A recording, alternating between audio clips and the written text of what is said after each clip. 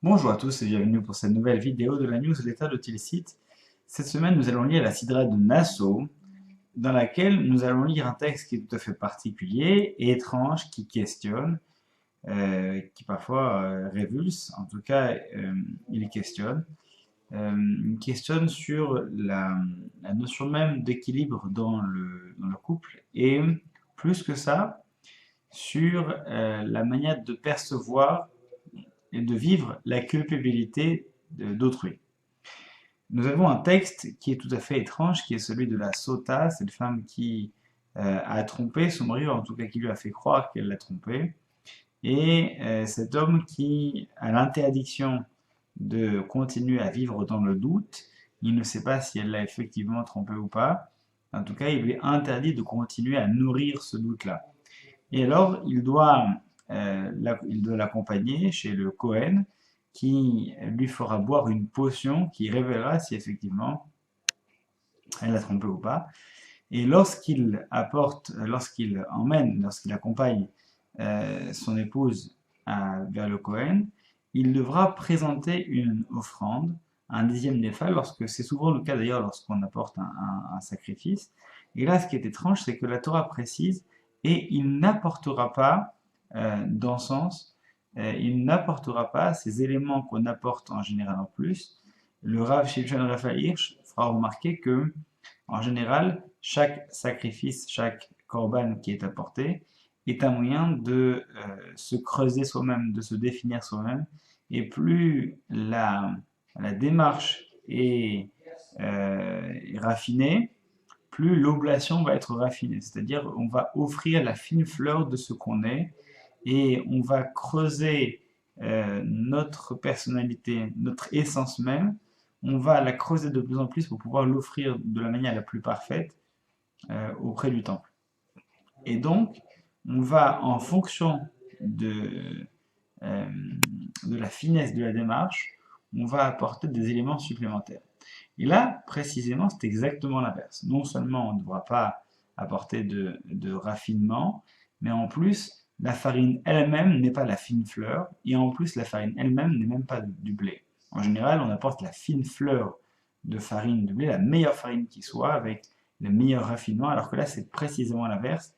Aucun raffinement, et c'est précisé aucun raffinement parce que c'est une euh, minrat kenaot, c'est-à-dire une oblation, une offrande de jalousie en fait, dans laquelle on n'est pas du tout dans le raffinement, on n'est pas du tout dans les méandres de son esprit, en train de creuser sa psychanalyse pour être capable de savoir exactement quelle est l'intention euh, qui nous nourrit ma démarche. On n'est plus du tout dans ça.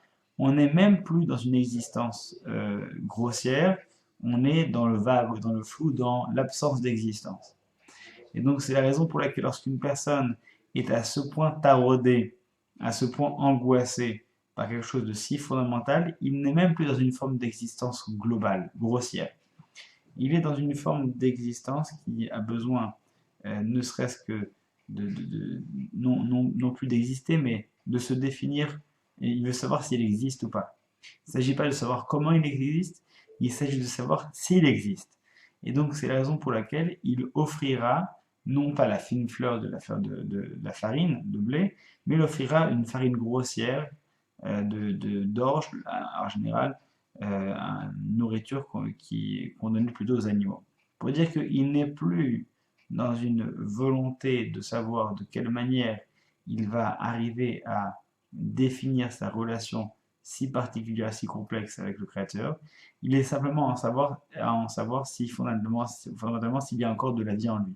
Telle la vie qui existe dans un animal, c'est-à-dire un souffle de vie. On n'est même plus au niveau de la conscience, on est au niveau de l'existence. Il veut simplement savoir s'il va exister dans son couple un avenir ou pas. Et donc c'est la raison pour laquelle il apporte ce type d'oblation-là. Au terme de cette démarche-là, il aura la possibilité ensuite de pouvoir continuer dans cette voie. C'est-à-dire que tel qu'il se trouve, la situation dans laquelle ce couple se trouve, il n'est plus dans un état où il peut exister. Il n'existe plus puisque le doute s'est emparé du couple. À partir du moment où l'issue a été définie, oui, il y a eu tromperie, non, il n'y a pas eu tromperie, en tout cas le doute a été levé, eh bien, à partir de ce moment-là, on peut commencer à établir un plan d'action pour reconstruire.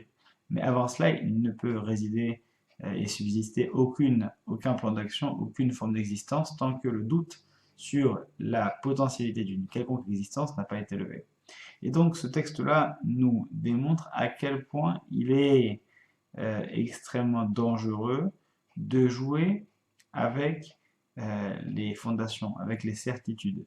Dès l'instant qu'on laisse croire, qu'on laisse paraître quelque chose au sein de quelque chose d'aussi fondamental que la confiance que quelqu'un nous octroie, eh bien on est en train de jouer avec la relation elle-même.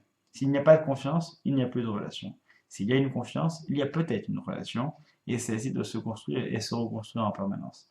Eh bien, cette loi de la Sota qui est loin d'être évidente, loin d'être facile à comprendre, en tout cas, a le mérite de nous faire réfléchir sur nos relations et nos jeux, parfois dangereux, que nous serions amenés à vouloir jouer et provoquer, mais que nous pourrions regretter si cela en venait à dégénérer.